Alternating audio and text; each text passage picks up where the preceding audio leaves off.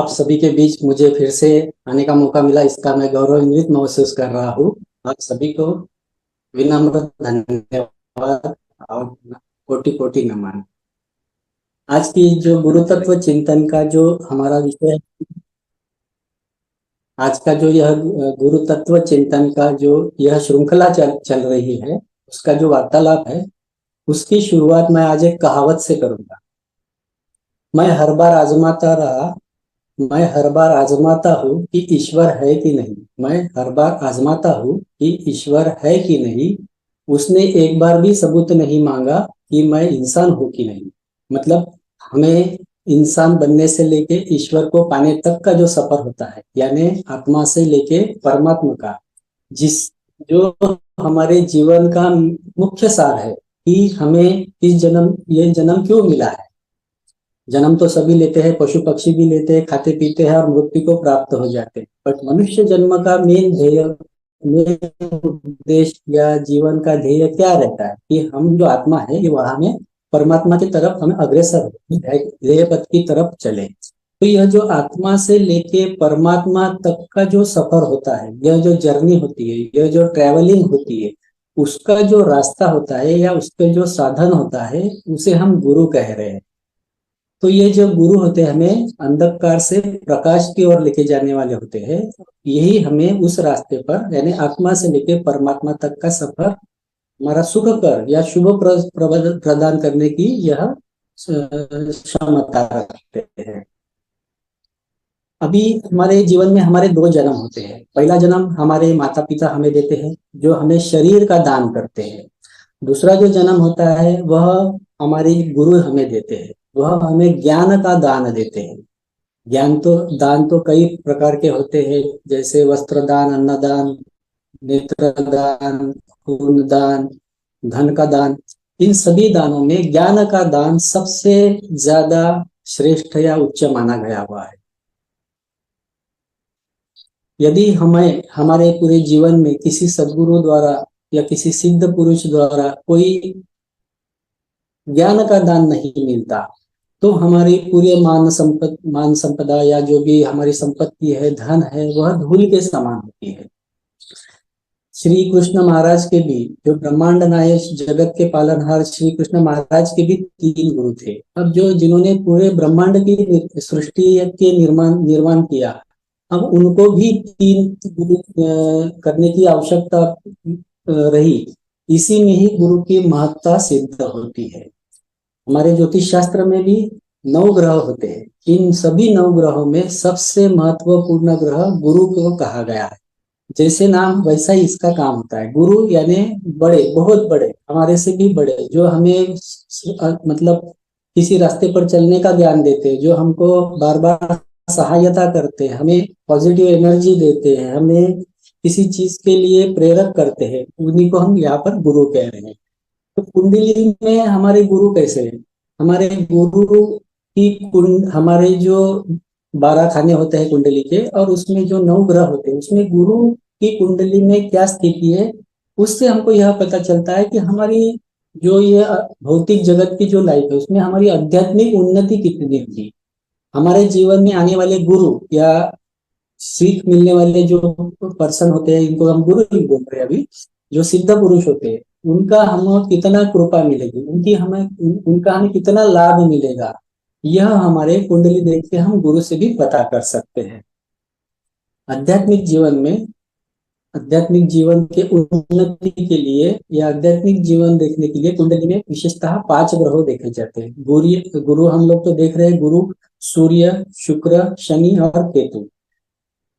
गुरु के बारे में हम लोग देख रहे हैं, सूर्य जो होता है यह आत्मा कारक होता है। जो हमारी आत्मा कैसे रहेगी, हम, क्योंकि हमें सबसे श्रेष्ठ दान कौन सा है इस जगत में, तो आत्मा ज्ञान होता है। सबसे श्रेष्ठ ज्ञान आत्मज्ञान। तो आत्मा का जो स्थिति होती है वह देखने के लिए हम सूर्य देखते हैं। दूसरा होता है चंद्र। चंद्र यानी हमारे मन का कारक होता है। हमारा मन कैसा है, हमें कितनी जिज्ञासा है कोई नई चीज प्राप्त करने में या नया ज्ञान लेने में, हमें आध्यात्मिक में कितनी रुचि है, हमारा मन उसमें रुचि रखता है या नहीं रखता है, यह देखने के लिए हमें चंद्र की स्थिति भी देखनी पड़ती है। उसके अलावा शनि और केतु, ये 2 ग्रह ऐसे होते हैं, ये किसी भी चीज में हमको अलगाव देते हैं। जैसे भौतिकता से हमें अलगाव देंगे, किसी भी चीज से ये डिटैचमेंट करते हैं, आइसोलेशन करते हैं, मतलब उन चीजों से हमें दूर लेके जाते हैं, विरक्त करते हैं, उन चीजों में आसक्ति पैदा नहीं करते हैं। तो इन सब चीजों ये इन 5 ग्रहों को देख के हम किसी भी कुंडली में उनकी आध्यात्मिक उन्नति कितनी हो सकती है, यह हम बात को समझ सकते हैं। अब गुरु की विशेषताएं क्या होती है, हमें हमारी कुंडली नहीं पता या हमें नहीं जाननी है, या जो हमारे सामान्य जो जीवन में जो हमारे गुरु हमें मिले हुए हैं, सिद्ध आत्मा वाले जो भी गुरु, जिनको भी हम गुरु मानते हैं, या जिनकी भी कुंडली में गुरु मजबूत है, उनकी क्या विशेषताएं होती है, वह हम अभी देखने की कोशिश करेंगे। सबसे पहले तो जो गुरु मजबूत वाले जो लोग होंगे या जो हमारे गुरु होंगे, उनके सबसे पहला जो काम होता है वह किसी भी क्षेत्र में सकारात्मक ऊर्जा का, सकारात्मक ऊर्जा को देने का। जैसे किसी भी क्षेत्र में जाने की उसके लिए जो प्रेरणा लगती है, जो सकारात्मक ऊर्जा लगती है, वह सबसे पहला काम हमारे गुरु ही हमसे करते हैं। जिनके भी कुंडली में गुरु यह अच्छी स्थिति में होते हैं, या जिनके भी पर्सनल लाइफ में गुरु अच्छे मिल जाते हैं, उनकी धन की स्थिति भी अच्छी होती है, भौतिक जगत में भी वो अच्छा करते हैं, उनका ज्ञान अच्छा होता है, उनकी मानसिक स्थिति भी अच्छी होती है, उनकी आध्यात्मिक शक्ति भी प्रबल होती है, उनकी मंत्रणा शक्ति भी जागरूक रहती है, आध्यात्मिक शक्ति भी प्रबल रहती है। गुरु का मुख्य काम क्या है? गुरु का मुख्य काम होता है चरित्र का निर्माण करना, सबकी उन्नति का काम करना। बहुत बार ऐसा देखा गया है कि गुरु जिनके कुंडली में मजबूत होता है, उनकी खुद की पर्सनल लाइफ में या उनके उनकी जो भौतिक जीवन चल रहा है उसमें बहुत ज्यादा दुख परेशानियां रहती है। वो क्यों रहती है उसका अलग रीजन होता है। तो लेकिन वो फिर भी दूसरों की उन्नति के बारे में सोचते हैं, समाज के भले के बारे में सोचते हैं। तो यह गुरु के महत्व का और पूर्ण काम में आता है। वेदों का ज्ञान, ब्राह्मणों गुरुजनों का, वृद्धों की सेवा करना, धार्मिक अनुष्ठान करना और उनका पालन करना, कुल परंपराओं पर चलना, यह गुरु के महत्वपूर्ण विशेषताएं होती है। अब सबसे महत्वपूर्ण, गुरु इससे भी ऊपर में जाकर काम करते हैं। जैसे गुरु जिनके भी अच्छे होंगे या गुरु जिनका प्रबल हो गए, वह ज्ञान विज्ञान का गंभीर अध्ययन करते हैं। जो भी ज्ञान विज्ञान का गंभीर अध्ययन करते हैं, जो भी लंबी खोज करते हैं, जो भी साइंटिस्ट होते हैं, स्पेस एजेंट होते हैं, जो रिसर्च करते हैं, बड़े बड़े प्रबंधन जो लिखते हैं या उसमें शोध करते हैं, यह सब चीजें गुरु के कारकत्व में आती है। देखो यहाँ पर 2 चीजें होती है, एक होता है नॉलेज और एक होता है विजडम। विजडम मतलब ज्ञान और नॉलेज मतलब जानकारी। तो जो हम बचपन से स्कूल में, कॉलेज में, जो डिग्रीज में हम जो अभी तक पढ़ते आए हैं, वह हम होती है हमारी जानकारी, वो नॉलेज होता है हमारा। लेकिन उससे भी ऊपर, जैसे कोई जो ज्ञान पाने की लालसा रखता है, जैसे हम पहले क्या थे, मृत्यु के जन्म होने के पहले हम क्या थे, मृत्यु के बाद हम क्या होने वाले हैं, कहाँ पर जाने वाले हैं, या ये सब कुछ, सृष्टि का निर्माण क्यों किया गया होगा, ईश्वर है या नहीं है, यह जो एक्स्ट्रा ज्ञान पाने की लालसा होती है, वह जो ज्ञान पाने की जो हमें उत्कंठा रहती है, उसे हम विजडम कहते हैं। वो होता है ज्ञान। वह किसी किताबों में नहीं मिलेगा, वह किसी हमें जानकारी, मतलब हम किसी पढ़ने से, डिग्रीज लेने से वह जानकारी हमें नहीं मिलेगी। तो यह जो विजडम होता है, यह जो ज्ञान होता है, यह हमें किसी सिद्ध पुरुष वाले आत्मा से यानी गुरु से ही प्राप्त हो सकती है।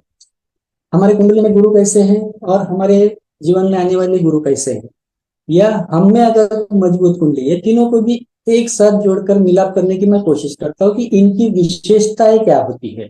सबसे पहले गुरु जिनके मजबूत होते हैं कुंडली में, उनकी सबसे पहली विशेषता होती है कि उन्हें जीवन में फर्क पड़ना बंद हो जाता है। फर्क पड़ना बंद मतलब कैसा है, कोई उनकी निंदा करे, कोई उनकी नालस्ती करे तो उनको उसमें कोई दुख नहीं होता।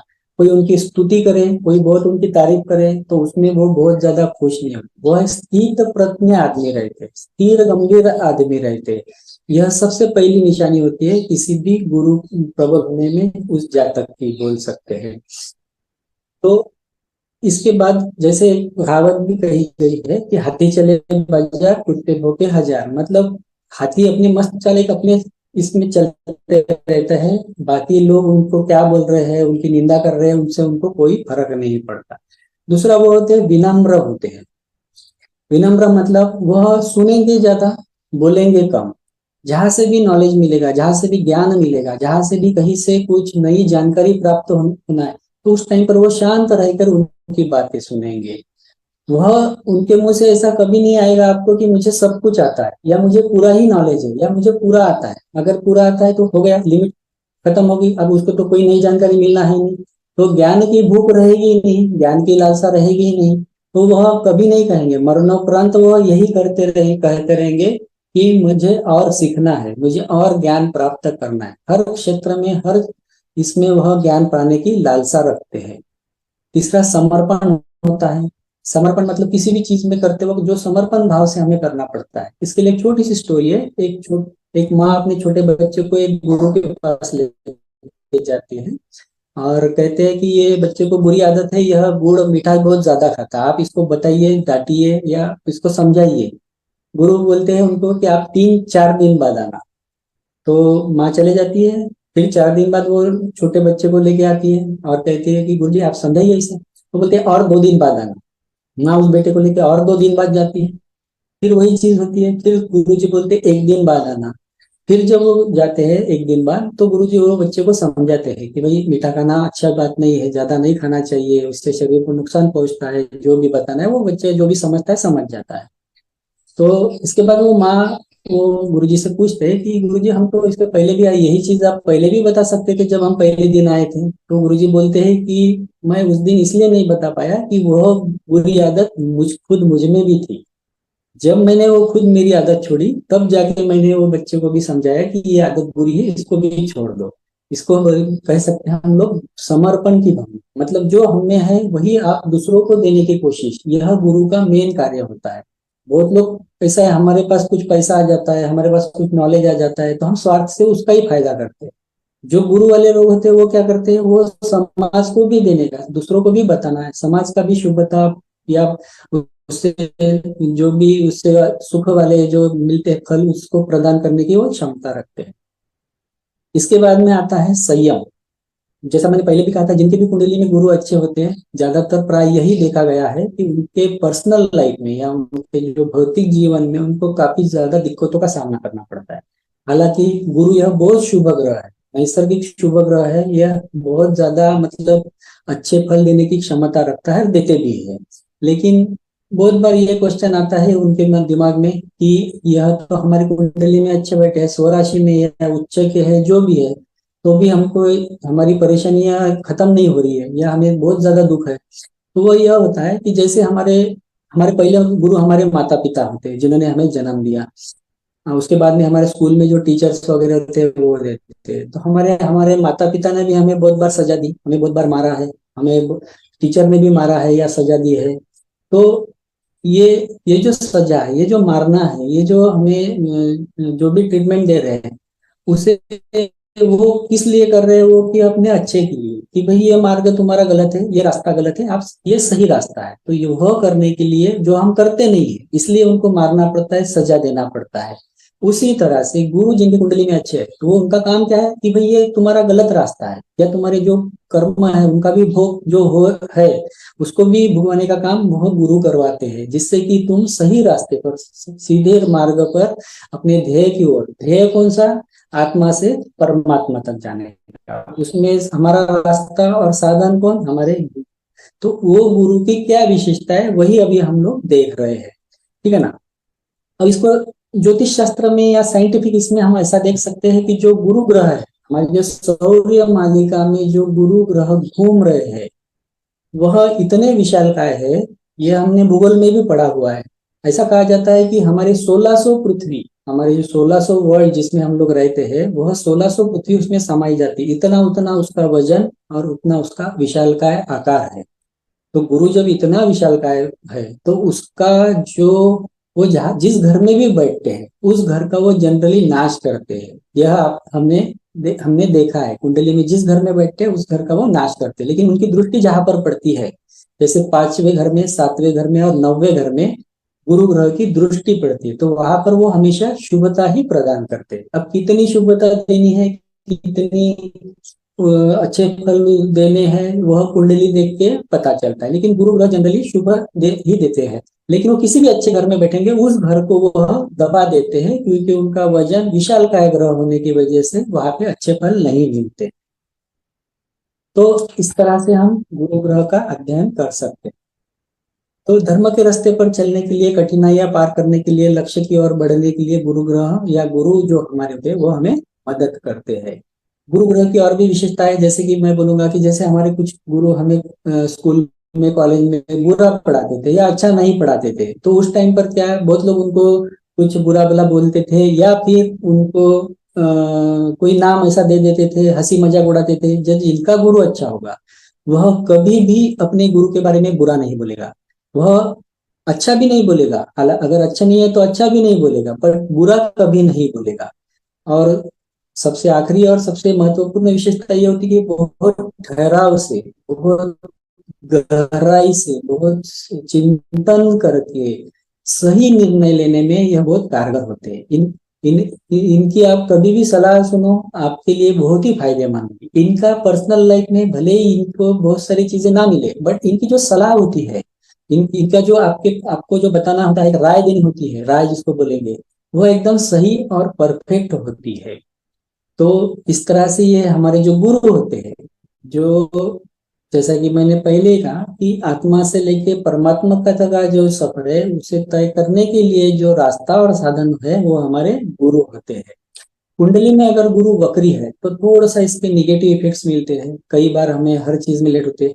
गुरु से होने वाले जो रोग भी रहते हैं, जैसे पेट से रिलेटेड रोग होते हैं, तो किडनी के, लीवर के बड़े बड़े रोग भी होते हैं अगर हमारे गुरु कुंडली में अशुभ परिणाम दे रहे हैं या अशुभ किसी अशुभ दशा चल रही है। मतलब जितना वो शुभता प्रदान कर सकते, जितनी बड़ी सफलता, जितना बड़ा ध्येय प्राप्त करने में मदद कर सकते हैं, उतनी अगर वो निगेटिव हो जाता है तो उतने ही बड़े हमको रोग बोलो या अपने पर्सनल लाइफ में प्रॉब्लम बोलो, यह हमारे साथ हो सकते हैं। हालांकि वो अच्छे के लिए ही होते हैं, वो ज्यादा तकलीफें अच्छे लोगों को ही मिलते हैं, गुरु से रिलेटेड जो होते हैं, क्योंकि वो अपने को वो रास्ते से निकालकर इस रास्ते पर लाने की के लिए जो सजा देते, जैसे हमारे गुरुजन हमें सजा देते थे, उसी टाइप का वो कार्य करते हैं। गुरु के अ, जो नक्षत्र है, जिसमें गुरु के नक्षत्र में जो हम आते हैं 27 नक्षत्रों में, तो पुनर्वसु, विशाखा और पूर्व भाद्रपदा, यह गुरु के नक्षत्र में आते हैं, यह गुरु के नक्षत्र है। उसके अलावा अंक शास्त्र में 3, 12 और 21, जिनकी भी जन्म तारीख 3 होगी, 12 होगी या 21 होगी, वह भी गुरु के अधीन होते हैं। मतलब गुरु का अंक शास्त्र में आगे 3 होता है, तो इन लोगों में भी 3, 12 और 21 तारीख के जो जन्मे हुए जाते हैं, इनमें भी गुरु की जो विशेषताएं मैंने अभी बताया उसमें से बहुत सारी हमको मिल जाती है।